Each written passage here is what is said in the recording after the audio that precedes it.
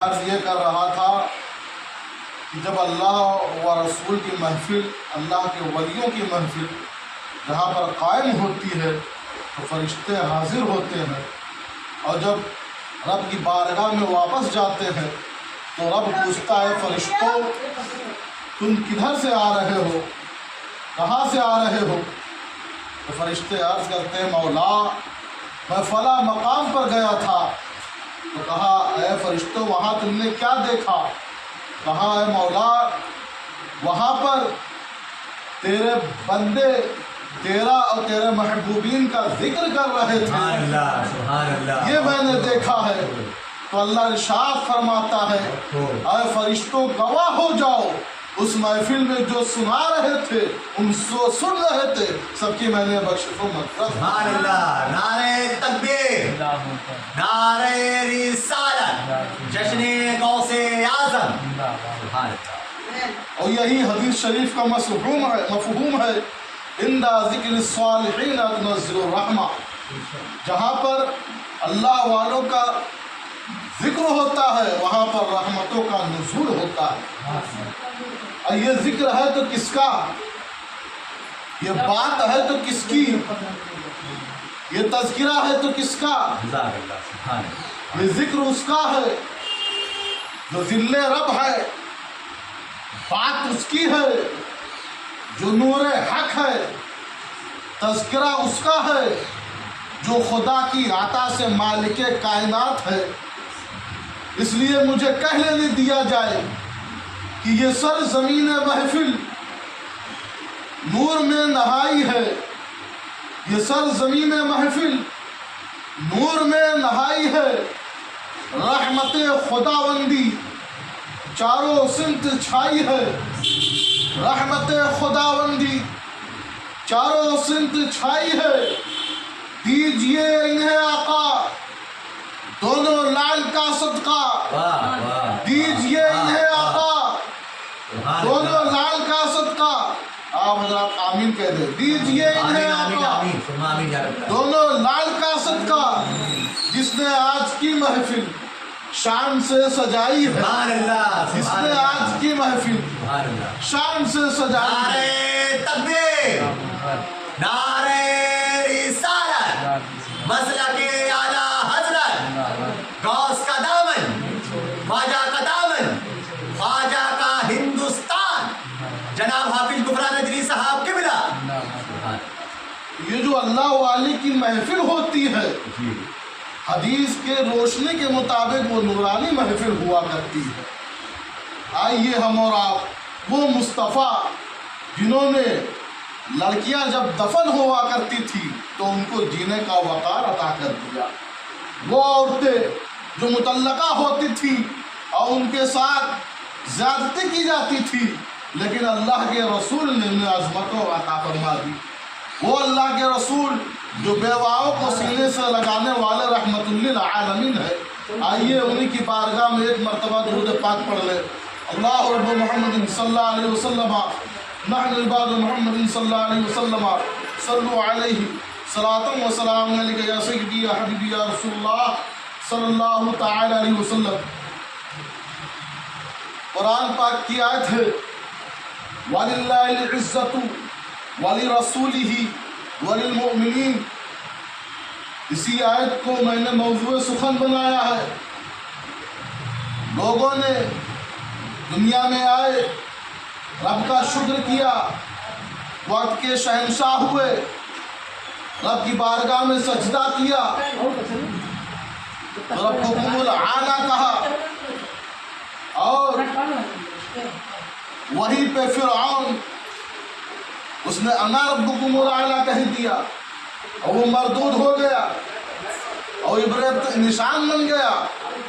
تو وَلِلَّهِ الْعِزَّةُ، عزت اللہ کے لیے ہے، نہ کسی کو عزت طاقت سے عطا ہوتی ہے، نہ کسی کو عزت باہر شاہت سے عطا ہوتی ہے، نہ کسی کو عزت دولت سے عطا ہوتی ہے، عزت تو اللہ کی رحمت سے عطا ہوتی ہے۔ وَتُعِزُّ مَن تَشَاءُ وَتُذِلُّ مَن تَشَاءُ۔ اچھا اللہ کے علاوہ بھی کوئی عزت والا ہے؟ ایک کتاب میرے سامنے آئی جس کا نام تقویت الایمان ہے. جب میں نے اس کو دیکھا تو اس میں لکھا ہوا تھا کہ اللہ کی شان کے آگے کوئی چھوٹا ہو وہ بڑا، کوئی چھوٹا ہو یا بڑا، وہ چمار سے زیادہ ذلیل ہے. بولو معاذ اللہ رب العالمین. کوئی چھوٹا ہو یا بڑا اللہ کی شان کے آگے چمار سے بھی زیادہ ذلیل ہے.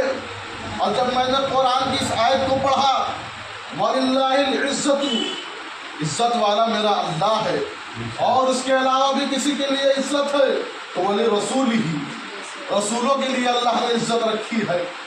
اور میں نے آگے پڑھا وَلِلْمُؤْمِنِينَ، جو رسول کے غلام ہے وہ بھی عزت والے ہیں. میرا اللہ بھی عزت والا ہے، میرے رسول بھی عزت والے ہیں، میرے اولیاء اکرام بھی عزت والے ہیں.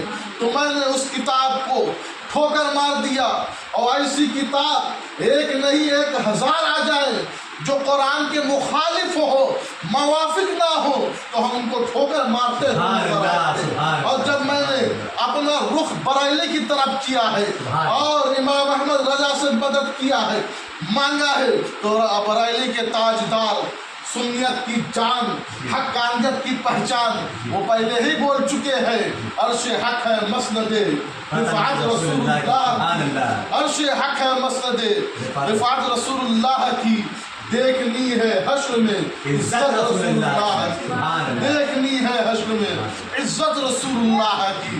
اعلیٰ حضرت نے اس طریقے سے ہم سنیوں کی رہنمائی فرمائی ہے. اور غوث پاک کی شان، ان کے بارے میں اعلیٰ حضرت نے پہلے ہی فرما دیا، واہ کیا مرتبہ اے غوث ہے بالا تیرا، اونچے اونچوں کے سروں سے ہے قدم اعلیٰ تیرا. یہ ایک شعر میں جتنی تشریح کی جائے وہ کم ہے. اور غوث پاک کی شان کا عالم یہ ہے کہ جتنے سمندر ہیں دنیا کے سیاہی بن جائے، اور جتنے درخت ہیں وہ قلم بن جائے.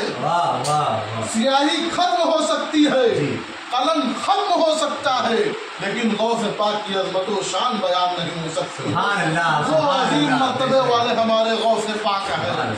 اور یہ کس مقام پہ فرمایا؟ یہی غوث پاک ہے. جب آپ اعلان فرماتے ہیں قدمی حاضی علی رقبۃ کل ولی اللہ، کہ میرا یہ قدم تمام اولیاء اللہ کے گردن پر ہے.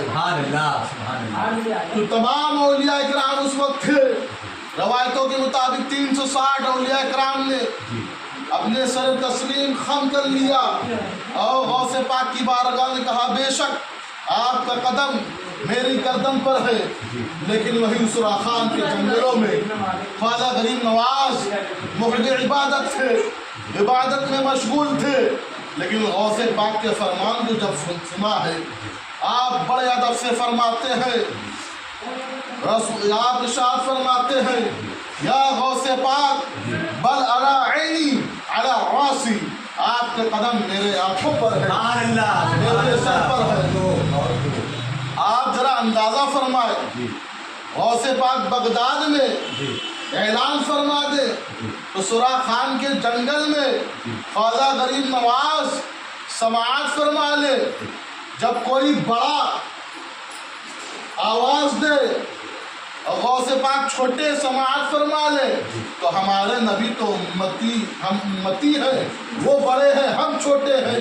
چھوٹے اگر فریاد کریں گے تو بے شک نبی اعلیٰ ہے، ہماری آواز سنتے ہوئے نظر آئیں گے. اسی کو ترجمانی کرتے ہوئے اعلیٰ حضرت نے فرمایا دور و نزدیک کے سننے والے وہ کان لالے کرامت پہ لاکھوں سلام. آپ اندازہ فرمائے جب سر تسلیم خم کیا تو غوث پاک نے ارشاد فرمایا یا معین الدین انت سلطان الہند، اے معین الدین میں نے تجھے ہندوستان کا بادشاہ بنا دیا. تو آج تقریباً 850 سال ہو گئے، حکومتیں تمام آئیں دل پہ دل، اور 13 دن کی بھی حکومت بدل جاتی ہے، ختم ہو جاتی ہے. लेकिन आज 750 साल से ख्वाजा गरीब नवाज दिलों पर दो हुकूमत करते सुभान अल्लाह, सुभान अल्लाह, मेरे नारे ख्वाजा को- तकबीर, नारे रिसालत, सुभान अल्लाह। और ये सोशल मीडिया से आपने देखा होगा जो अपने वक्त के बादशाह हुए वो ख्वाजा गरीब नवाज की बारगाह में जाते रहे, चाहे वो अकबर हों, चाहे वो काफिर हों या कोई हो, अपना वक्त का जो बादशाह हुआ उनकी बारगाह में जाता रहा है। तो इसी की तर्जुमानी करते हुए मेरे ख्वाजा तो हिंदुस्तान के राजा है, बड़े अदब से हुकूमत सलाम करती है, बड़े अदब से हुकूमत सलाम करती है। इसी की तर्जुमानी करते हुए आला हजरत ने फरमाया, वाह क्या मर्तबा ऐ गौस है बाला तेरा, ऊंचे ऊंचों के सरों से है आला तेरा।